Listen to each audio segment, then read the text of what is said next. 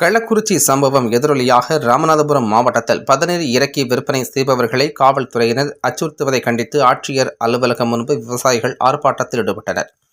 கள்ளக்குறிச்சியில் கள்ளச்சாராயம் குடித்து 60க்கும் மேற்பட்டோர் உயிரிழந்த நிலையில் சட்டவிரோத மது விற்பனையை தடுக்கும் வகையில் காவல்துறையினர் தீவிர கண்காணிப்பு பணியில் ஈடுபட்டு வருகின்றனர்.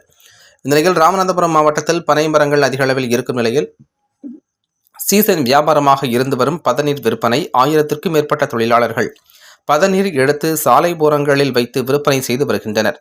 கள்ளக்குறிச்சி சம்பவத்தின் எதிரொலியாக ராமநாதபுரம் மாவட்டத்தில் பதநீர் எடுத்து தொழில் செய்து வரும் விவசாயிகளை காவல்துறையினர் அச்சுறுத்துவதாக புகார் எழுந்த நிலையில் மாவட்ட ஆட்சியர் அலுவலகத்தில் குறைதீர் கூட்டத்திற்கு வந்த விவசாயிகள் பதநீர் எடுக்கும் விவசாயிகள் மற்றும் தொழிலாளர்களை காவல்துறையினர் அச்சுறுத்தக்கூடாது என வலியுறுத்தி ஆர்ப்பாட்டத்தில் ஈடுபட்டனர்.